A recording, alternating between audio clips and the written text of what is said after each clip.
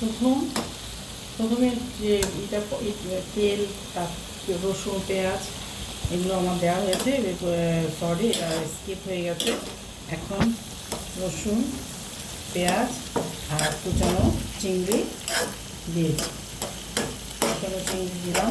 এখন দিব হলুদ,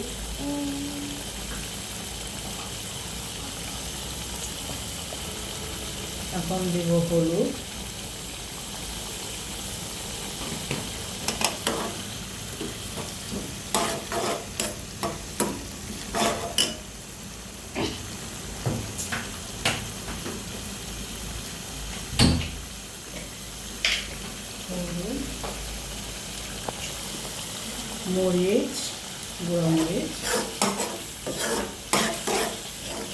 গুঁড়া মরিচটা একটু বেশি লাগবে, প্রচুর লুচি সেজন্য একটু বেশি লাগবে।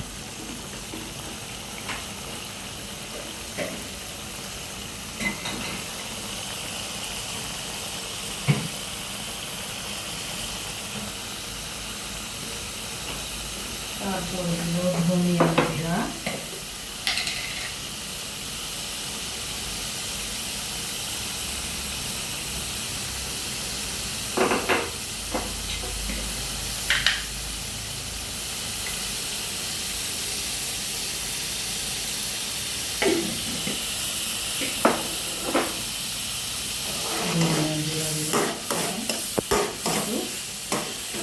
মশলাটাকে একটু ভালো করে কষাবো।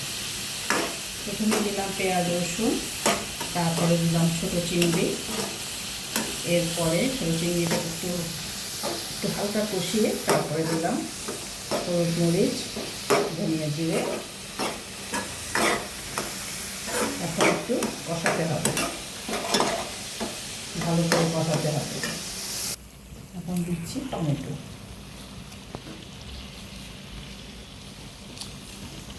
টমেটো দিয়ে দিলাম।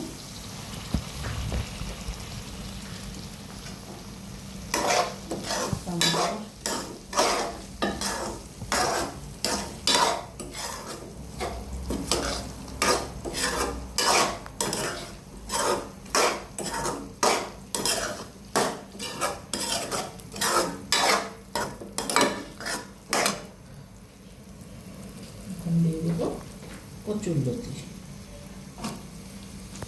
রান্নাটা ভালো করে দেবেন, খেতে ভালো হবে।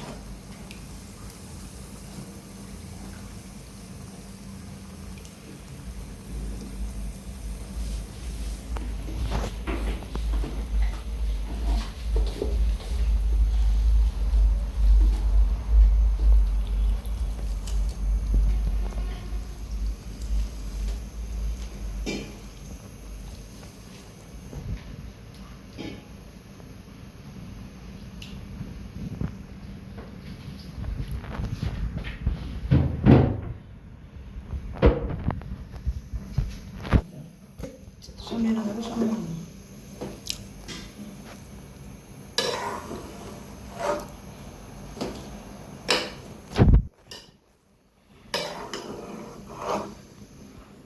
ভালো করে একটু করবে। কচুরলতি দিয়েছি। কচুরলতি দেওয়ার পরে 5-7 মিনিট একটু ভালোভাবে ঢাকনা দিয়ে আস্তে আস্তে কষাতে হবে। 5-7 মিনিট কষানোর পরে তারপরে কয়েকটা কাঁচামরিচ দিতে হবে।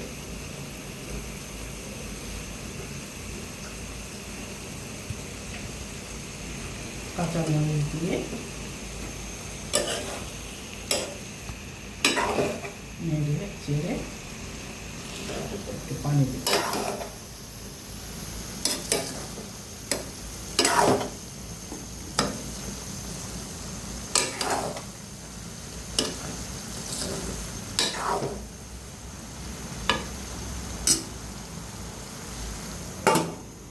ঢাকনা দিলাম। কাঁচামরিচটাকে দেওয়ার পরে 2-3 মিনিট পরে পানি দিব। কাঁচামরিচ দেওয়ার পরে 2-3 মিনিট একটু নেড়ে চেড়ে 2-3 মিনিট ঢাকনা দিয়ে রেখে দিতে হবে। তারপরে সামান্য একটু পানি। সামান্য একটু পানি দিয়ে আবার ঢাকনা দিয়ে দিতে হবে। সামান্য পানি দিয়ে ঢাকনা দিব। কাঁচামরিচটা সিদ্ধ হয়ে যাবে। কচুরলতিটা একটু সিদ্ধ হলে নামিয়ে ফেলব। লবণ দিতে বলে গিয়েছিলাম, এখন হঠাৎ মনে হলো লবণ দিইনি, এখন একটু লবণ দিলাম।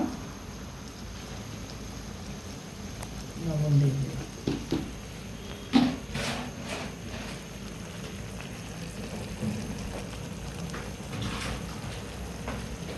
এখন একটু নাড়াচাড়া করে ঢাকনা দিয়ে রাখবো।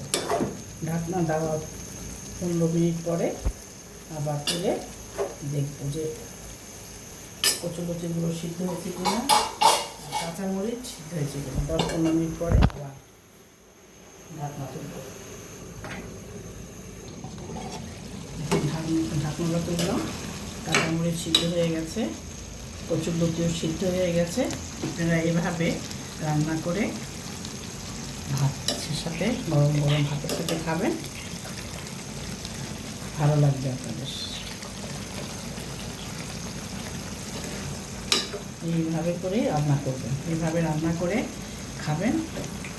খুবই সহজ পদ্ধতি, খুবই সহজভাবে অল্প অল্প মশলায় রান্নাটা করবেন।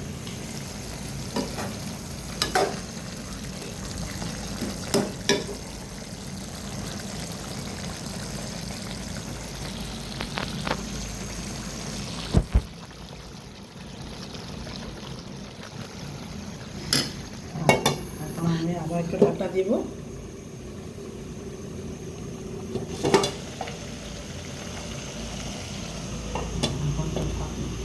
ঢাকা দিলাম, আবার 2 মিনিট পরই বাস চুলাটা বন্ধ করে দিব। তারপরে আমরা নামিয়ে ফেলব।